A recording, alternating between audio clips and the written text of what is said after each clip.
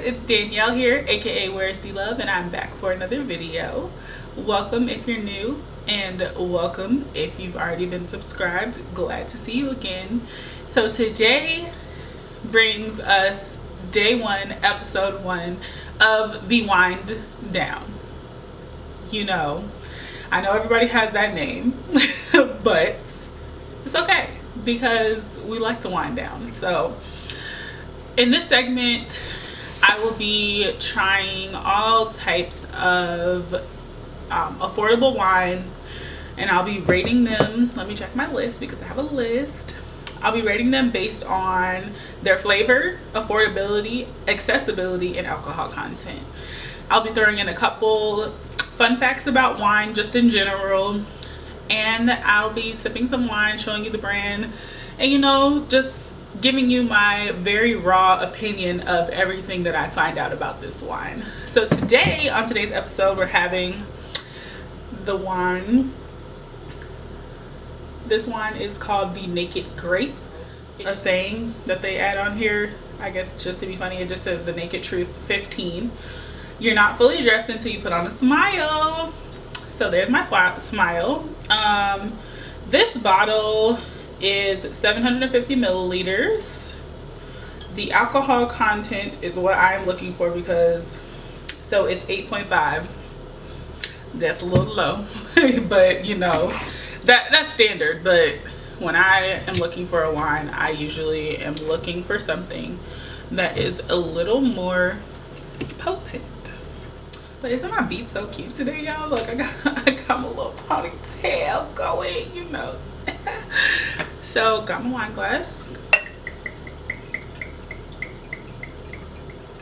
Okay, so looks like a regular Moscato, smells like a regular Moscato, nothing special. Okay, this is good. For me, I prefer very sweet wines. So if that's not for you, please take all of my suggestions with a grain of salt. If I'm drinking wine, I want to really enjoy it. I don't want it to be like so harsh and like that like burn your chest feeling. I'm not taking shots. Like, I want to be pleasantly surprised when I take a sip of wine. I like my wines to be very sweet and fruity flavored. So like my go-tos are usually like a sweet red or a Moscato. Those are the like only things that I ever drink. I do not like dry wine at all, so just keep that in mind. But this is really good. It's nice and sweet, no harsh like burning of your chest or anything, but it doesn't have that much alcohol, so I wouldn't expect that anyway. Affordability. So I pulled this up and I am looking at Total Wine and Spirits because most people have Total Wine in their city, and this bottle goes for $7.29. So I mean, if you drink the whole bottle by yourself, you spent $8 and you're lit for the night. You're wine drunk, the best type of drunk there is. So I don't see why anyone would be upset with this wine. I wish it did have a little bit of a higher alcohol content, but it's not bad. I could be lit off of like half to the whole bottle and I'll be feeling great. So, and then also on here it says if you buy 6, you can get it for $6.56, which means that it's almost $1 off per bottle, which is an even better deal. So I like the price. So on a scale of 1 to 10, flavor wise, I would definitely give it like a 9. On the scale of 1 to 10, price wise, I would definitely give it a 10, because anything under $10 for a bottle of wine that is a good bottle of wine is good in my book. And you know, I am not ashamed of them struggle days, and sometimes you gotta, you know, look at your budget and really see what you can afford. And if you're able to find the best wine for the most affordable price, that is like great. Like, wait, I always buy cheap wine, so this ain't nothing new to me. This is what I do. I don't see how people pay hundreds of dollars for a bottle of wine. I don't even like wine that much, but I'm trying to get more into it. So it's like, I'm gonna start off small, you know, check out all of the good cheap wines that I can, And honestly, I might not ever get to the more expensive ones. But just a little fun fact, the most expensive bottle of wine in the world, according to the CNBC, is $558,000. It is a 73-year-old bottle of French Burgundy, and it is recognized ever since 2018 to be the most expensive bottle of wine ever purchased, which I think is crazy. That's over $500,000. What? For a bottle of wine, originally bottled in 1945. So originally they estimated this bottle of wine to be worth $32,000, and somebody was able to sell it for $558,000. That's 17 times more than the estimated value. Do you know what you could buy a house for, how much somebody spent on this bottle of wine?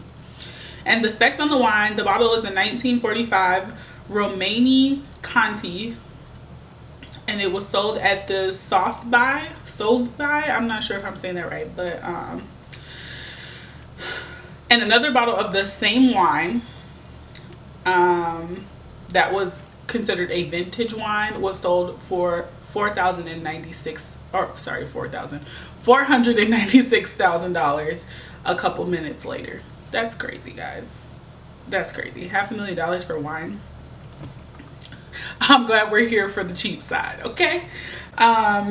So that's something I saw that I thought was funny. And just because we're in the first episode, you know, I just want to give a couple facts that will kind of just help us navigate our way through. But according to Google, 11.6% is the about average alcohol content for wine. So if you're below that, which this one is, it's an 8.5, I believe. Yeah, it's 8.5. I'll be looking for more of like the 11 range, 10, 11. But it's not bad. So, and it's cheap enough to where if you're with your friends, y'all can all get your own bottle. Like, no problem. $5, $6, that's nothing. So the last fact I want to know is, what is the highest alcohol content on a bottle of wine that you can get? Oh, y'all. Ooh. According to the spoonuniversity.com, the highest alcohol content in wine that you can really find is going to be 20%, but on average is anywhere from 10 to 13%. But if you find a 20% alcohol volume wine, that's going to be as high as you can go. And this wine is called the Madeira, aka the island wine.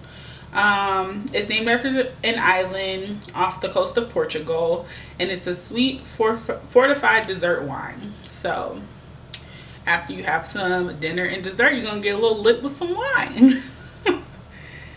Okay, so that's interesting. I never knew that. I didn't know what percentages were normal for wine, but I know that for me, the things that make me the most happy is anything around a 10 or 11%.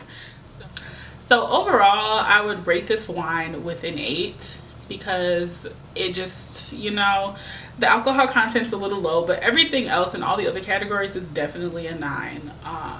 But I'm just gonna drop it down to an 8 because it could have a little more of an alcohol content, but the flavor is really good. The accessibility is really pretty good. I mean, unless you live in literally the middle of nowhere, I'm pretty sure you can find this wine.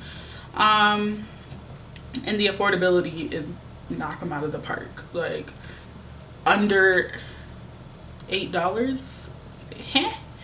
Where are you buying alcohol for under $8? You're not.